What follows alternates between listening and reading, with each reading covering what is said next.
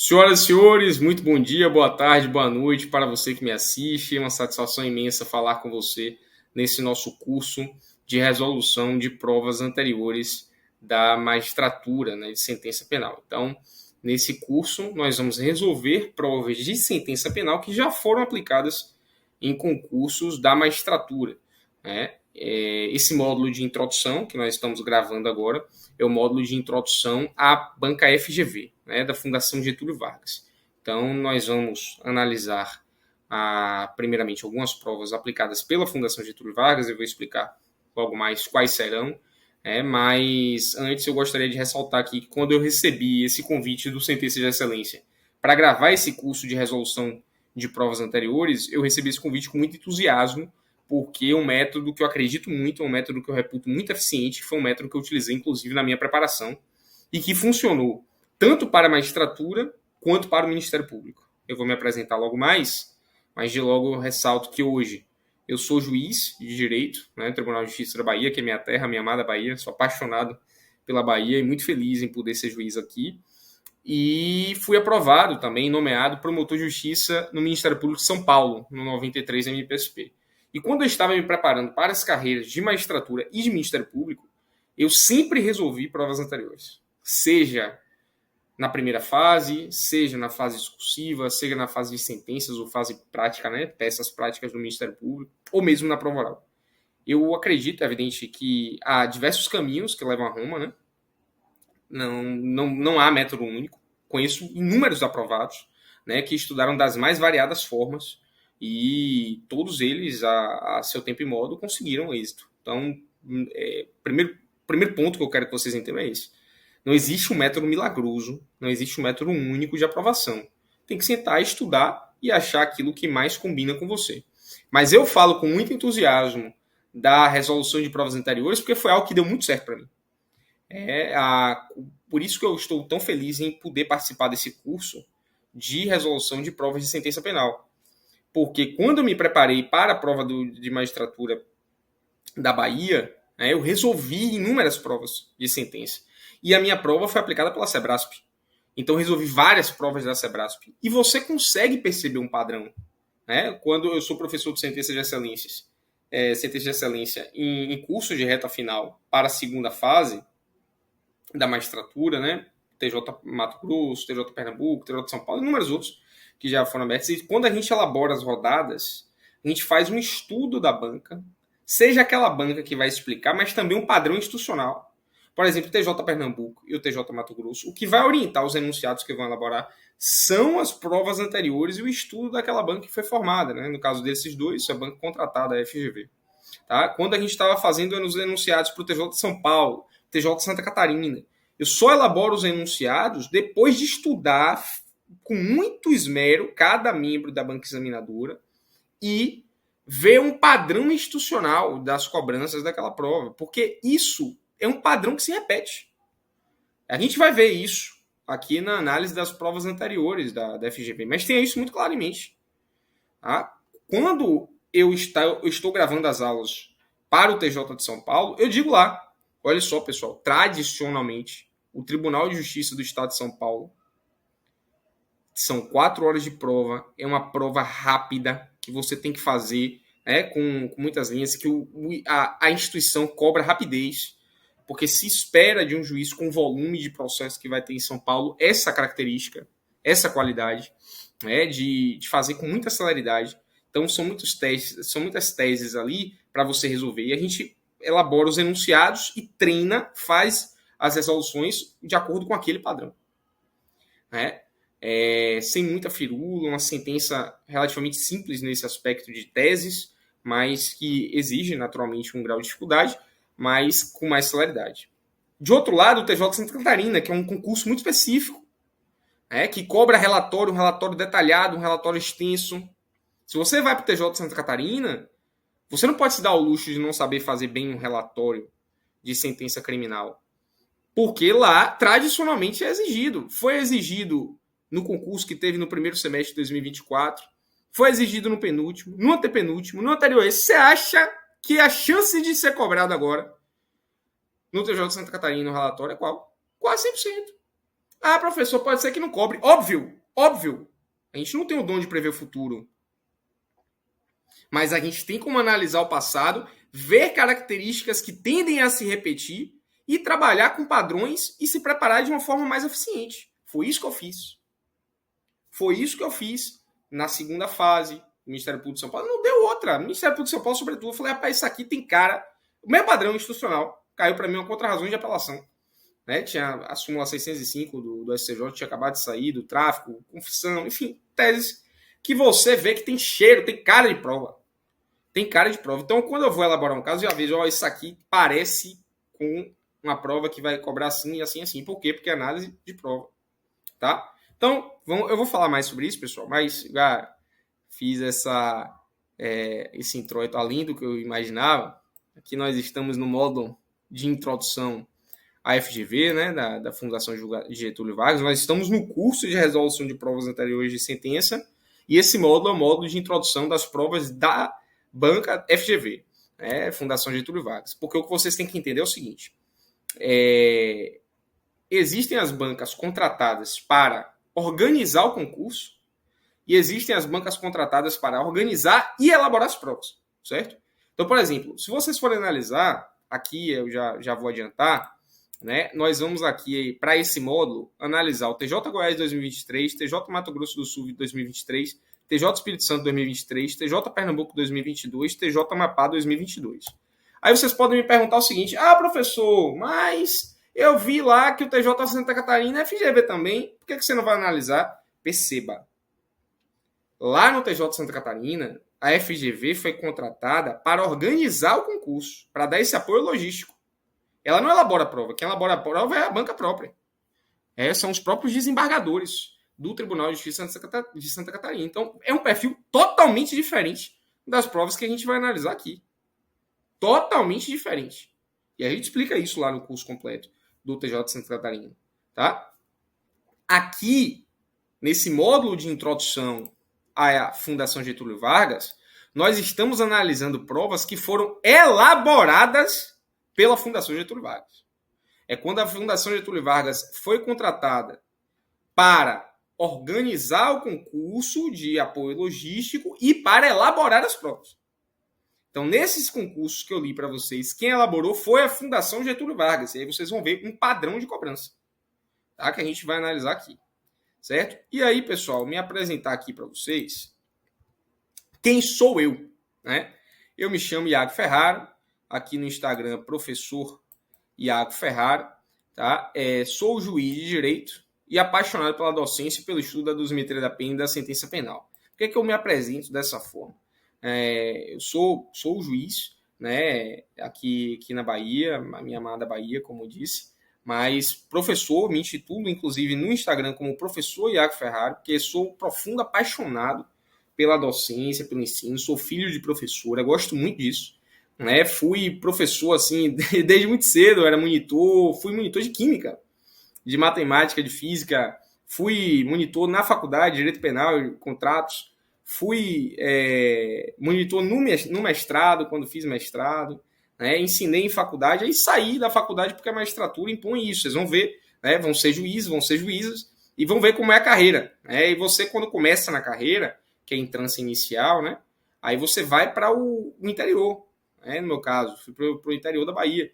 E aí fica difícil você ensinar em faculdade, né? Toma muito tempo também, tem outros projetos. É difícil conciliar a magistratura com o ensino em universidades, né? Eu ensinei há algum tempo, mas tive que abandonar e me encontrei aqui. Eu agradeço o Sentença de Excelência pelo espaço que me dá, né, na docência para falar sobre sentença penal, que é uma matéria que eu sou verdadeiramente apaixonado pela sentença penal, e poder ensinar esse tema para mim uma grande realização pessoal e profissional.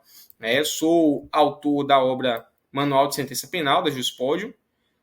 Nós estamos na segunda edição.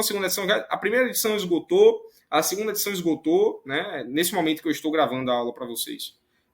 A segunda edição já havia esgotado, então, mas eu já mandei a terceira edição para a Juspódio, e a previsão é que em janeiro, já, com fé em Deus, já saia a terceira edição do nosso livro, né? Então, muito feliz com a aceitação que a obra vem tendo, e foi uma grande realização poder escrever esse manual, porque esse manual é fruto de anos de estudo e da experiência que eu tive nas diversas carreiras, né? Na época que eu fui do Ministério Público, na época que eu fui assessor no Tribunal de Justiça, no Ministério Público, quando eu trabalhei em um setor que era o setor de recursos especiais, então eu tinha contato com a jurisprudência da STJ, tudo aquilo na pasta de dosimetria, eu já fazia esse compilado, porque, e eu falo isso no nosso curso de sentença penal, né, que era o incômodo que eu tinha com a dosimetria da pena, que no meu livro eu chamo de fetichismo da pena mínima, que é algo que eu falo sobre isso, né, que é um tema que me instiga, é uma inquietude minha, que eu acho que a pena tem que ser uma pena justa, e a pena justa tem que aplicar o princípio da proporcionalidade tanto no viés da proteção, na proibição da proteção insuficiente e na proibição do excesso. Né? É dupla via. Então, o fetichismo da pena mínima é algo que me incomodava e por isso eu comecei a pesquisar e comecei a estudar mais a respeito e culminou nessa nossa obra, né, que felizmente tem sido muito bem aceita. Enfim, primeira edição e segunda edição esgotaram rapidamente e estamos caminhando para a terceira edição. E é uma obra que tem aspecto prático. Ficarei muito feliz em ter você como leitor, em ter você como leitora, porque é um livro que é voltado para a praxe forense e para concursos públicos. Então, ela é recheada de análise da prova, que é aquilo que a gente fez, né? Análise de provas anteriores. Tá? Porque o foco é falar sobre o que importa, não é ficar diletantismo, não é falar sobre devaneios, não, é falar sobre o que importa, sobre o que cai na prática forense, sobre o que cai em provas de concurso e, evidentemente, algumas reflexões críticas que eu, como autor, tenho que colocar de impressões pessoais e como os tribunais superiores pensam a respeito daquele tema, tá? Então, fui nomeado promotor de justiça no Ministério Público de São Paulo, 93 MPSP, mestre em Direito Público, enfim. Por que eu estou falando isso, pessoal, nesses diversos cursos que eu adotei? Porque foi essa estratégia, uma estratégia marcante na minha preparação, foi a resolução de provas anteriores, porque a gente percebe que esse padrão se repete, tá? Em grande medida. Então, isso é algo que pode ajudar você a alavancar isso, a preparação, naturalmente na segunda fase. A gente está falando aqui de sentença penal, mas é uma estratégia que você pode adotar também para a segunda fase, tá? De discursivas. A segunda fase, pessoal, tanto as discursivas quanto as sentenças, elas têm um peso muito grande no concurso. Né? Claro que 6 é 10, tirou 6, passou, ótimo.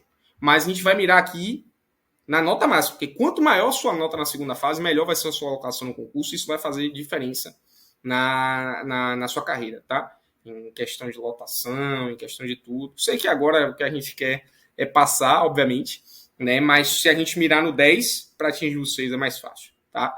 Então vamos mirar na excelência, e aqui vocês estão se preparando da melhor forma, parabéns por isso, parabéns por estarem buscando esse conteúdo, né? E buscando essa preparação de excelência, porque com isso vocês estão almejando o 10, e se você está mirando aqui, para você atingir o 6, vai ser muito mais simples do que você mirar no 6, tá? Então, uma estratégia que é recomendável, convém adotá-la, essa resolução, não só para sentenças penais, mas para discursivas. Vocês vão analisar as discursivas das provas e vocês vão ver o que é que a prova dá mais peso, né? Tendências de cobrança. No curso completo do Centro de Excelência tem um arquivo, que é o arquivo Apostas de Excelência, que é justamente isso, uma análise dos temas que são cobrados em geral na segunda fase da magistratura, né? Temas quentes, temas do momento e temas de preferência daquela banca examinadora. Né? No curso completo tem uma pesquisa de banca e isso instrui o norte dos simulados e as apostas. Né? Porque, e aí vai até uma recomendação de estudo para a segunda fase, que é algo que... porque muita gente já relatou para mim assim, professor, eu fico meio perdido na segunda fase, é minha primeira segunda fase, o que é que eu faço? Enfim, então, uma estratégia que eu adotei, essa de análise de provas anteriores, porque você vê mais ou menos o que é que as segundas fases costumam cobrar, aquele estilo de cobrança é mais teórico, se não é. Aí você olha a FGV, você vai ver várias questões práticas, né? Isso vai norteando a sua forma de estudar.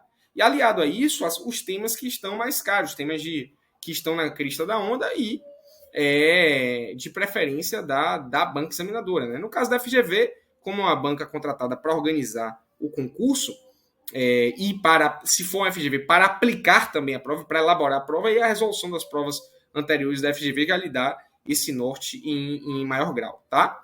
Então, vamos lá. Sem mais delongas, o que é que a gente espera de uma prova de sentença penal da FGV, certo? Primeiro, eu quero que vocês vejam aqui as provas em si, né? Antes de a gente fazer essa análise estatística. Então, olha só. Aqui são as provas, né, da FGV. Eu quero que você tenha esse contato visual, tá? Essa foi a prova aqui do Estado de Goiás, certo? Prova do Estado de Goiás foi aplicada pela FGV, né, elaborada pela FGV. Então, olha, eles costumam fazer os enunciados assim, dividido em duas colunas, já se acostume assim. Eu sou tão fanático por replicar padrões que até nos enunciados de sentença de excelência, se vocês forem observar, quando é FGV, eu coloco assim. Da mesma forma, como exatamente o mesmo comando, da mesma forma, porque quero que você se prepare exatamente do cenário mais similar possível ao que você vai encontrar na prova. Eu acho que isso ajuda muito. E aí, enfim, está organizado dessa forma, né, aqui pedindo para assinar como juiz substituto. Né, perceba que ele não dá um nome, tá? Em geral, as provas não dão um nome, vocês botam juiz substituto. Mas perceba como essa questão da análise de provas anteriores é interessante.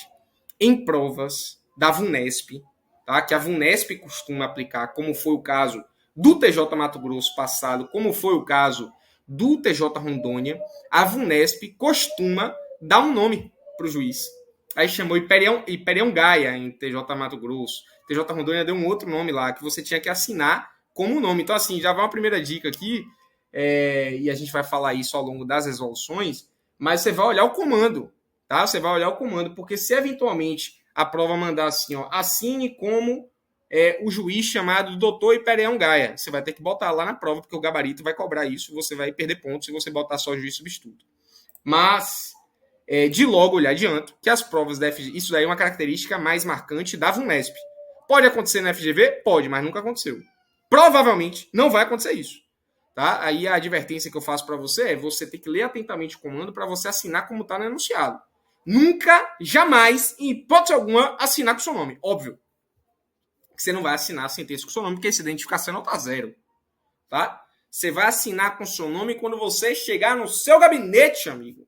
Que aí você vai ser juiz, você vai ser juíza, e você vai chegar naquele gabinete e você vai ficar feliz e realizado de todo esse esforço que você está fazendo. Valeu a pena.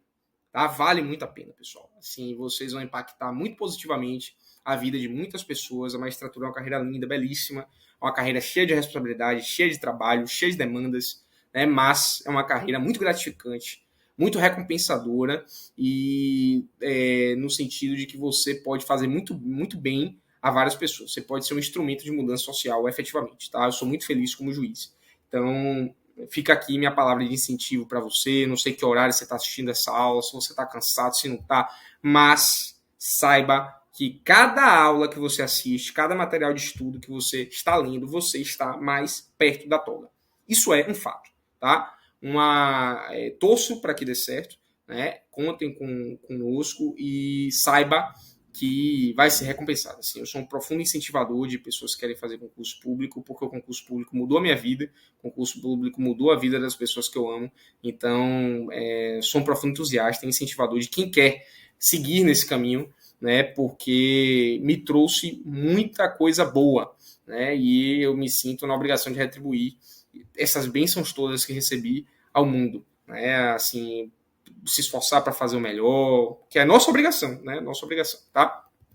Mas, enfim, aqui, provavelmente as provas da FGV vão pedir para você juiz substituto. Você não vai assinar com o seu nome, tá? Não vai assinar, obviamente, que isso aí é identificação. Então, aqui você já vê, fica essa observação para você analisar o comando, né? Valor 10 pontos, máximo de 300 linhas, não? Então, você vai ver aqui 300 linhas, certo? Rascunho, prova veio assim, do TJ Goiás. Mato Grosso do Sul, também aqui, ó, enunciado, 300 linhas, mandando você assinar como juiz substituto, também aqui dividido, ó, certo? rascunho veio dessa forma. TJ Espírito Santo. Veio dividido em dois. Olha, até a preferência pelo nome, ó. Rapaz, é isso que eu tô falando. Ó. Olha aqui, olha o nome do réu, Alberto. Olha o nome do réu, Alberto. Por isso que quando eu cheguei lá no enunciado de Goiás, quando a gente estava no curso de segunda fase de Goiás, eu botei o nome do réu Alberto. Porque a FGV gostou, eu vou botar também. Aí eu botei Alberto. Certo? Então aqui TJ Espírito Santo. Ó, assine como juiz substituto 300 linhas. Certo? TJ Pernambuco. Ó. TJ Pernambuco mandando assinar como juiz substituto 300 linhas. Certo? Também essa divisão aqui do aspecto visual.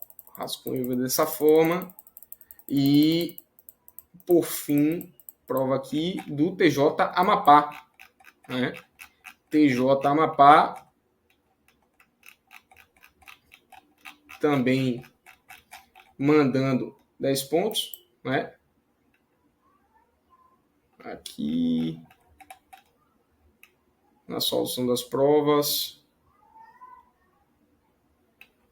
deverá o candidato enfrentar. Aqui não veio especificação, mas também foram esse número de linhas. Certo? Aqui, aparentemente, na solução da prova, devem ser apontados dispositivos legais. Em qualquer caso, fica dispensado o relatório. Já dispensou expressamente o relatório.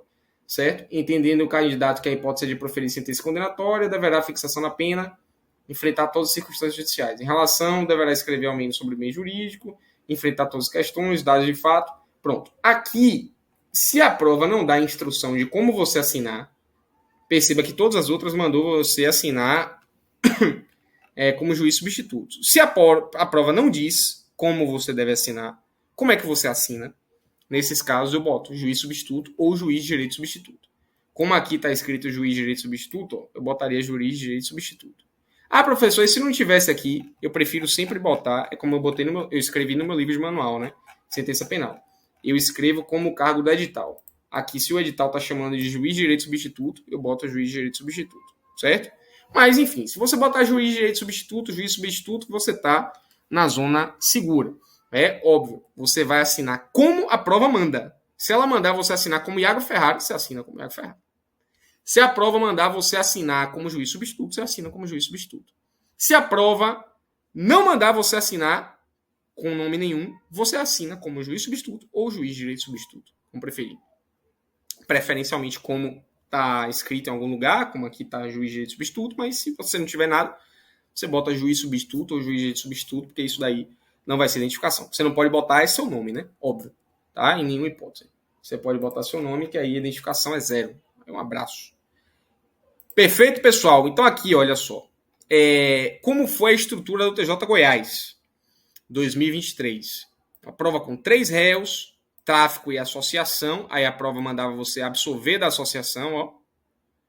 Situação muito comum, viu? Foi assim no TJ de São Paulo, enfim. É uma situação muito comum. Já teve prova cobrando para você condenar pela associação e pelo tráfico, mas quando cai tráfico e associação, TJ Alagoas foi assim, TJ de São Paulo foi assim. Em regra, o candidato tem que absolver da associação. A absolvição a gente vai ver quando a gente estiver resolvendo todas as provas, eu vou explicar isso, tá? Uma prova sem relatório.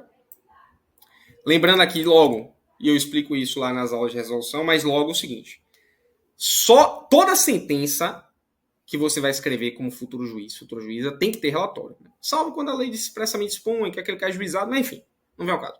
As sentenças têm relatório. Tá? Sentença sem relatório, entendimento dos tribunais superiores pela nulidade. Em prova de sentença, eu estou falando isso quando você for juiz. Em prova de sentença, em prova de juiz, em geral, as provas dispensam relatório. Em geral, dispensam relatório. Mas, para isso, o enunciado tem que dizer expressamente que está dispensado o relatório. Se você for analisar todas essas provas aqui, e a gente vai ver isso quando eu estiver resolvendo prova por prova, todas elas falam, em algum momento, dispensa o relatório, profira a sentença sem relatório, considera o enunciado como relatório, todas dispensadas. em regra, dispensa. Mas tem que analisar isso. Porque se a prova não falar nada, se a prova for silente, você tem que fazer o relatório. TJ Rio Grande do Sul já cobrou do relatório. TJ Santa Catarina é a regra. Sempre cobra relatório. Provas da VUNESP, que a VUNESP elabora. Sim, TJ, professor, TJ São Paulo é VUNESP, mas a TJ São Paulo nunca vi relatório. Óbvio, porque a VUNESP lá, em regra, não elabora a prova. Ela só organiza, é apoio logístico. Mas quem faz é a banca própria. E lá em São Paulo, tradicionalmente, não se cobra relatório. Mas provas que a VUNESP aplica, como foi o caso do TJ Rondônia, TJ Mato Grosso, tradicionalmente cobram relatório.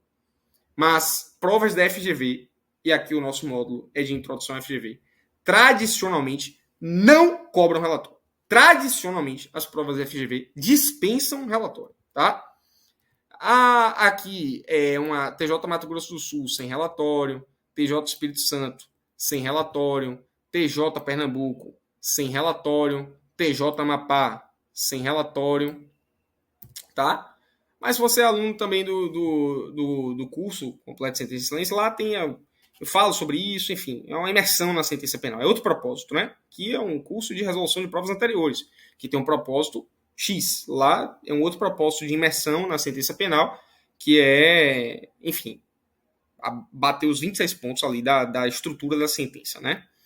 Se eventualmente você se sente mais inseguro na sentença, alguma coisa assim, deseja o curso completo, convém você ver a proposta lá, porque lá eu dou uma aula de relatório, né, ensinando a fazer um relatório, inclusive. Certo. Então, vamos lá. Então, aqui, TJ Goiás sem relatório, com uma preliminar que tinha que ser rejeitada. Né? Professor, e aí, essa questão de preliminar? A gente vai ver isso quando resolver as provas. Não se agonie, não. Não se agonie, não. Em regra, as preliminares são rejeitadas. Tá? Em regra, as preliminares são rejeitadas. Mas pode ser que seja acolhida. Na minha prova de juiz, TJ Bahia, uma preliminar tinha que ser acolhida. Né? Mas geralmente, quando acolhe, não é para você deixar de sentenciar. Você acolhe uma preliminar, mas essa preliminar provavelmente vai influenciar em alguma prova que não vai influenciar no mérito de todo mundo. Porque o que você tem que ir para a prova de sentença é que espera-se de você uma sentença condenatória. Professor, eu nunca vou absolver ninguém. Não foi isso que eu disse. Eventualmente você vai absolver alguém. Inclusive, no TJ Pernambuco, tinha que ser absolvido. Um réu aqui, eu vou explicar. Tinha que ser absolvido. Mas não se espera uma sentença absolutória total. Se espera que eventualmente você absolva algum réu de um crime, que você absolva algum réu até de tudo, como foi no TJ Pernambuco.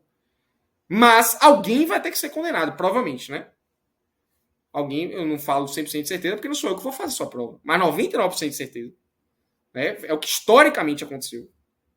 Alguém é condenado, porque numa prova de sentença penal, espera-se que o examinador queira avaliar a sua dosimetria, a estrutura de uma sentença. Ele só tem dosimetria da pena se você condenar. Se você absolve, não tem dosimetria. Vai dosar o quê? Dosimetria da pena é da pena. Só tem pena se você condenar. Por alguma coisa. Tá? Então, nesse caso do TJ Pernambuco, tinham 3 réus. Um foi absolvido de tudo, mas você tinha que condenar um. E aí o examinador vai avaliar a sua dosimetria. Tá? Então é isso que eu quero que você saiba nesse primeiro momento. Da mesma forma, a preliminar. Em regra, as preliminares são rejeitadas. Você vê o TJ de Santa Catarina com dezenas de preliminares, TRF2, dezenas de preliminares. Minha prova tiveram algumas preliminares. Uma delas foi acolhida, que era a questão da nulidade do WhatsApp, né? Violação ao sigilo telefônico. E aí você tinha que mandar desentranhar, se acolhia a preliminar da defesa para desentranhar as provas extraídas ilegalmente. Mas a fonte independente, né? Remanesciam outras provas nos autos e aí você condenava com as outras provas, tá? Então eu acolho a preliminar, mas sigo sentenciando. Aí difícil, o que é virtualmente impossível, é existir uma preliminar que lhe impeça de sentenciar. Né? É pouquíssimo provável que isso aconteça, porque, volto a dizer, espera-se um cenário em que você tenha que condenar alguém para dosar a pena, numa prova de sentença. Então, essa daqui foi o cenário do TJ Goiás, 300 linhas. TJ Mato Grosso do Sul, 2003, um réu, furto, uma preliminar que tinha que ser rejeitada. Sem relatório, 300 linhas. TJ Espírito Santo, um réu, cárcere privado. Você, aqui, ó, você acolhia parcialmente a preliminar de prescrição do crime de ameaça. Eu costumo chamar de prejudicial de mérito, tá? Mas o espelho chamou de preliminar. Mas isso não, é mais técnico chamar de prejudicial de mérito, não é uma questão de preliminar. Não vou entrar nesse preciosismo terminológico, mas não tem prejuízo. Inclusive, vários candidatos que chamaram de prejudicial de mérito não tiveram pontuação descontada, evidentemente, mesmo porque eventual recurso derrubaria isso por certo. Mas o caso é que você tinha que acolher a prescrição do crime de ameaça, tá? Só tinha um réu. Mas, mesmo prescrevendo o crime de ameaça, você condenava pelo cárcere privado, certo? Sem relatório, 300 linhas. TJ Pernambuco, 3 réus. Um réu morreu, aí você tinha que extinguir a punibilidade pela morte, né? 107.1. Um foi absolvido de todas as imputações, e aí quando a gente for resolver a prova, eu vou explicar mais sobre a questão do 386, viu? Que você tem que apontar o inciso, a razão da absolvição, enfim. Aí você tinha que declarar a prescrição do crime do artigo 330 e um réu deveria ser condenado por roubo. Aí você também tinha que absolver do artigo 288 do CP e 244B do ECA. Esse daqui por erro de tipo, ó. Então foi uma prova interessante, viu? Essa do TJ Pernambuco de 2022, porque tinham absolvições por incisos distintos. Quando você absolve por erro de tipo, você absolve por qual inciso? E já vai o desafio primeiro aí, viu? Se você quer cumprir esse desafio, pausa o vídeo e pesquisa. Porque eu vou lhe dar a resposta em 10 segundos. Tá? Porque assim, quando você absolve o réu, você tem que botar qual é o inciso do 386 que você está absolvendo. Eu vou explicar isso quando estiver resolvendo prova por prova. Quando você absolve por erro de tipo, o inciso 3, tá? Que é o inciso mais comum em prova de sentença. Já caiu no TJ Ceará. Eu boto isso no meu manual, tá? Eu falo do meu manual, pessoal, porque eu sou muito orgulhoso dele, eu gosto muito dele. E é exatamente isso. A ideia do manual é esse. Eu estudo as provas, resolvo e coloco o manual. Ó, vou inserindo no manual. Caiu assim no TJ Ceará, caiu assim no TJ Pernambuco, enfim. Inclusive, a STJ Pernambuco está lá na nossa terceira edição do livro, certo? Então, por erro de tipo, você absolve pelo inciso 3 do 386. Por insuficiência de provas, você absolve pelo inciso 7 do 386. Então, TJ Amapá, aqui também, TJ Pernambuco sem relatório 300 linhas, TJ Amapá, 3 réus, você também tinha que rejeitar preliminar, era caso de roubo, e você absolvia os réus do 311 por atipicidade, né? Sem relatório e 300 linhas. Então, pessoal, o que é que você pode esperar de uma prova FGV? Perceba, dessa análise aqui, ó, você tem provas com um réu, tem provas com 3 réus. Então, você tem que saber lidar aí com provas com 3 réus, né? Com multiplicidade de réus. Em regra, não se cobra relatório, tá? Você percebe que tem um grande índice de absolvição, então você tem que saber lidar com esse cenário. Ah, professor, mas no TJ Mato Grosso do Sul não teve absolvição. Sim, amigo. Me ajude. A gente está falando aqui de análise de estatística, não é que vai 100% bater em cada caso. É você se preparar para cenários prováveis. É óbvio que é um cenário provável, uma absolvição na sua prova da FGV. Porque caiu isso no TJ Goiás, caiu isso no TJ Pernambuco, caiu isso no TJ Amapá, amigo. Tem grande chance de cair na sua prova de FGV. Ah, pode não cair? Pode não cair.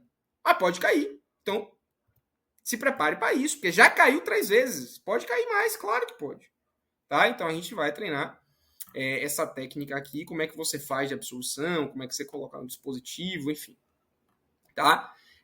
A FGV tem provas cobrando crimes com penas pequenas, tá? Então, você tem que saber fazer também o dispositivo ali, está preparado para uma eventual conversão em penas restritivas de direitos, né? Porque é um cenário possível, né? Penas com crimes com penas pequenas, cárcere privado é uma pena pequena, furto é uma pena pequena, tá? Tem que também saber essa questão da preliminar, né? Provas com preliminares, né? Todas elas, né? Tiveram preliminares, ó. Preliminar. Então, TJ Amapá também preliminar, TJ Pernambuco chamou de preliminar, né? A TJ Espírito Santo preliminar aqui. Enfim, então, preliminar é algo que você tem que saber. Prescrição também, que já caiu aqui, TJ Pernambuco, TJ Espírito Santo, prescrição. Então, é algo que você tem que estar atento quando a leitura denunciada. Tá bem, pessoal? Então, esse daqui é um módulo de introdução à Fundação Getúlio Vargas. E aguardo vocês nos demais módulos. Um forte abraço e até a próxima. Até mais.